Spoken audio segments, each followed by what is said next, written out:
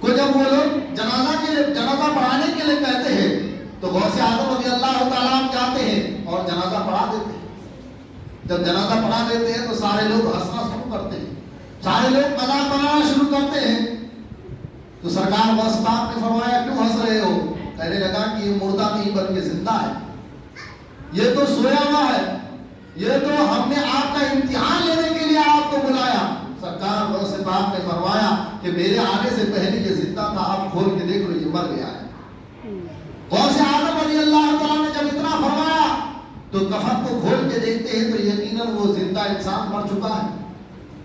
اب جب وہ مر گیا ہے سارے لوگ سرکار غوث اعظم کے پیروں میں گر گئے، کہنے لگے حضور اب تو آپ کا امتحان لینے کے لیے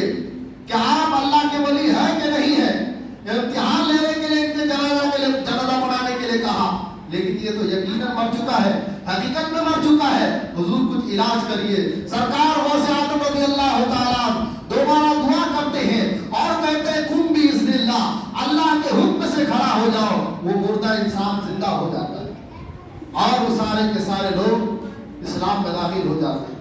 تو برادران ملت اسلامیہ یہ مرتبہ سرکار غوث اعظم رضی اللہ تعالیٰ کو اللہ تبارک و تعالیٰ نے نوازا ہے۔ ایک مرتبہ کا واقعہ ہے کہ سرکار غوث اعظم رضی اللہ تعالیٰ کا گزر ایک راستے سے ہو رہا تھا۔ سرکار غوث اعظم نے دیکھا کہ ایک بڑھیا دریا کے کنارے آ رہی ہے اور آنے کے بعد روزانہ اس دریا میں آتی ہے، جب تک اس کو رونے کا من کرتا ہے رو لیتی ہے اور رونے کے بعد پھر دوبارہ چلے جاتی ہے۔ اس طریقے سے کچھ اسرا تک وہ یہی عمل کرتی ہے۔ سرکار غوث اعظم کا اس راستے سے بارہا گزر ہوتا ہے۔ سرکار غوث پاک نے ایک مرتبہ اس عورت سے پوچھ لیا کہ اے بڑھیا بتاؤ تم یہاں پر دریا کے کنارے آتی ہو اور آنے کے بعد اللہ کے بارگاہ میں روتی ہو گراتی ہو، پھر تم اپنے گھر چلی جاتی ہو، وجہ کیا ہے، ماجرا کیا ہے کہ تم دریا کے کنارے رو کر دوبارہ گھر چلی جاتی ہو؟ تو وہ عورت کہنے لگتی ہے کہ حضور اے اللہ کے ولی میں کیا بیان کروں، آج سے 12 سال پہلے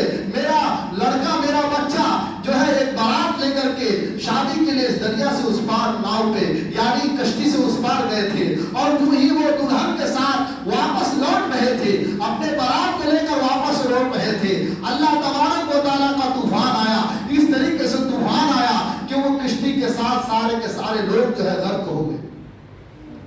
سارے کے سارے لوگ غرق ہو گئے۔ اللہ کے ولی سرکار غوث پاک نے فرمایا کہ اے بڑھیا تم کو رونے کی کوئی ضرورت نہیں ہے، تمہیں رونے کی کوئی ضرورت نہیں ہے، کیا تم چاہتے ہو کہ تمہارا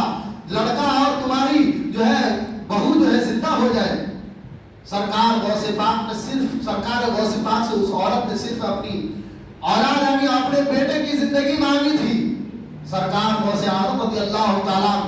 دریا کی طرف اپنے منہ کرتے ہیں اور کرنے کے بعد جو ہے آواز دیتے ہیں یا ابو الحارث، یعنی جب اتنا آواز دیتے ہیں سرکار غوث پاک تو پانی جو ہے دریا کا پانی ایک موج مارتا ہے اور اس کے بعد اس کشتی پر جتنے لوگ سوار تھے دولہا دلہن کے ساتھ سب جو ہے واپس آ جاتے ہیں، سب زندہ آ جاتے ہیں۔ یہ ماجرا دیکھنے کے بعد وہ عورت ایمان میں داخل ہو جاتے ہیں۔ یہ واقعہ سرکار غوث پاک کا بہت مشہور ہے کہ سرکار غوث پاک رضی اللہ تعالیٰ نے دولہا دلہن کو بھی زندہ کر دیا اور اس دلہن کے ساتھ جتنے باراتی تھے سب کو زندہ کر دیا،